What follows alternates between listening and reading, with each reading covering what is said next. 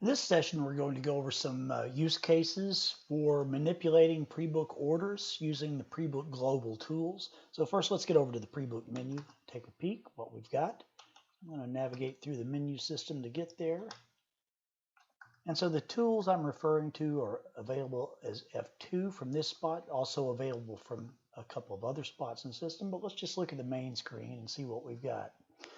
Before I jump into there, all right, so we have an order here with the ship date. There are some items in that order, Prebook order, just to illustrate. Now this could be a whole bunch of Prebook orders we're going to manipulate all at one time with the tool.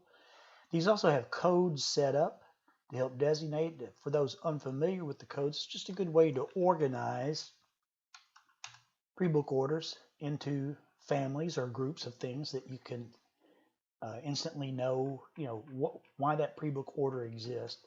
So let's look at the tool and see what we've got available to deal with here. First of all, you have a qualifications section at the top, and then you have an area down below where you can what you're going to modify. So let's just take a use case example here. So if I say I want to take everything, and it's very important a lot of times to use a date range, things, qualifiers, because you do not want to affect things that you didn't intend to affect, obviously. So I'm going to put a restriction here just for illustration purposes. And my Prebook order that I showed you had a ship date of 10/21, but it could be a range, maybe a whole week, a whole month, whatever fits the bill for you.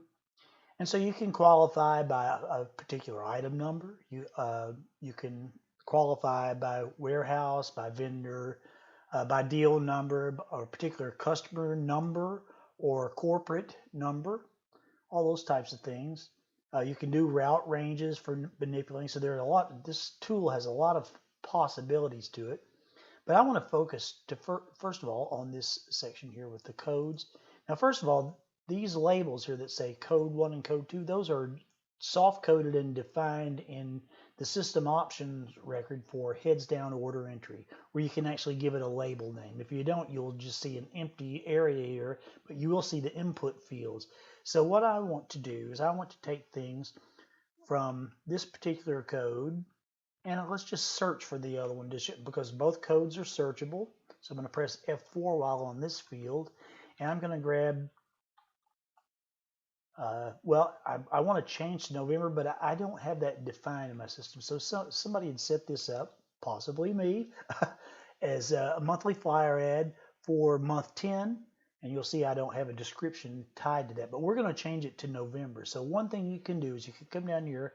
This is a relatively new edition. And I'm going to say I want to change every order that qualifies, 10/21/20, etc.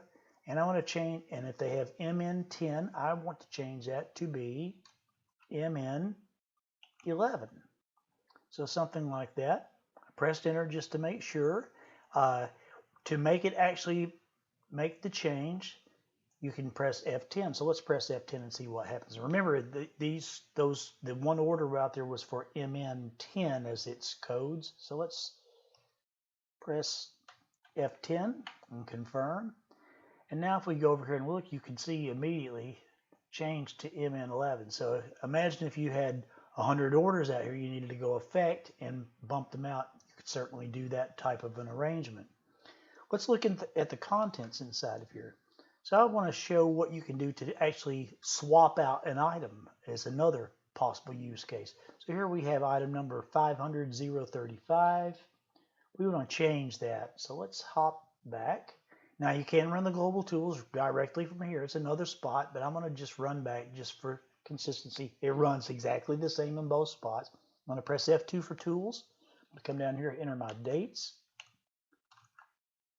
Always want to have some dates in there to make sure that you don't grab more than you mean to and change. And I'm going to say, yeah, let me get rid of my little lasso there. And I'm going to restrict myself. Even though I only have the one order out there for 10/21/20, it's always good to have more qualifiers because you're definitely limiting what you're doing. Let me get rid of what I'm doing here and make my entry in the right spot because it will be much happier with the result that way. So now everything will switch it to MN11 for the codes. we want to take that item number, which was 500,035, press enter there. Now you'll see when I pressed enter, it populated the item that I'm about to change for my example here, and it pulls up the text tied to these codes. Now these codes are identified on the billing file maintenance 1 menu. I believe it's option 11 on there for order header codes. That's where you can give these codes names that are meaningful within your operation. So we strongly encourage you to do that. But let's change this item number from the Laffy Taffy banana jar to a different item number. So I'm going to come down here to the new item number. So these are qualifiers. This is what we're going to change. So let's swap out an item. Now you can imagine if you had an item that was scattered across 200 pre-book orders and suddenly you realize that that should be a different item. Maybe you couldn't get the original item in stock, whatever the criteria happens to be, you want to do a mass swap out. So let's do that. So I'm going to press F4 down here, although I already know the item number I need. So you could F4 and select like this. I'm going to just key the item number directly in because I know what I want to move it to. And I'm going to say, I want you to switch to item number 532. So what was ending in 35 is now going to end in 32. Let's press F10 to perform the change. You'll see that it says down here, 1 line items were changed, which is why I wanted to be on this, because if you had multiple orders, and it would tell exactly how many line items were affected by that change. Let's zoom in with the 2, and now you'll see that our item that was 500,035 is now 500,032. So mass changes of item numbers to swap out is a possibility. Let's go back to Global Tools, look at something else. Now, you can select things for export. So this is how you would nominate things for exporting. It doesn't actually do the exportation, but it sets everything up so that then you can run it if you're running in that mode. There will be a whole other section on exporting pre-books and audit tracking, things of that nature. So in this one, we're trying to just stick right to the Global Tools end of things. One last thing I wanted to show, besides the manipulations, you can experiment with this screen, look around, just be cautious because it is powerful. That's why we want to limit oftentimes to a date range and some other criteria to make sure you don't affect things that you didn't intend to change.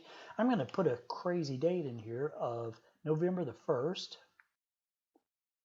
Well, I tell you what, let's do another date change. I want to show 2 more things. I want to show changing the dates en masse, and I'm going to show something else. So let's do that. So that's our date range. Remember we had that, and I'm going to say that those really should be November dates now. So let's further qualify with my codes, just for sake of an example here. And let's come down and say the new ship date instead of 10/21/20 is going to be November the 1st of 20. And so here I'm about to make that change. So that will flip these guys from 10/21 to 11/01. Let's press F10. Here we go. Now we jumped over here. Now I'm going to show you something about this date here. Because a pre-book order can have a mixed and matched set of ship dates within it, but the header has a ship date, which is basically used as a default when you populate things. But if you want the header to reflect, if everything is homogeneous inside here for the individual detail ship lines, you can come back out here and do the H set header from detail, which will take the date from the first line item and populate that into the header, which that should have done that. I believe it did here. We're looking at that. So that's another thing you can do with dates. And I will have one final thing to show you on Global Tools, which is somewhat hidden. And this is where I was going to key in a kind of a old date just for the point of illustration. Now this feature has been in for a long time, but it's powerful and a little bit dangerous. And so notice on the action, you just have C. Why do you even have an action that you can enter if C is all there is. Well, that's because underneath the covers, we have a delete. And so if I come up here and I put, and for the delete, you have to enter a date range and you have to enter an item. If you need to just remove an item altogether from every qualifying pre-book and you want to just delete it, remove it from the pre-book orders that qualify, you can do that type of scenario with the D. So I pressed enter, a couple things disappeared. They're not necessarily germane to the discussion. If I press F10 to perform the change, watch what happens. Are you sure you want to delete this item from qualifying pre-book orders? So that will pull it right out. And it's a little bit more concealed, the functionality, because for the casual user, you definitely don't want people going in and willy-nilly removing things. The default behavior for that is no. So it does nothing. So I just wanted to kind of show you that. So that's a little bit about the whole section of pre-book order tools. We'll have more in this series that sort of unravels some of the other things that you can do with pre-book orders and some best practices. Thank you for listening.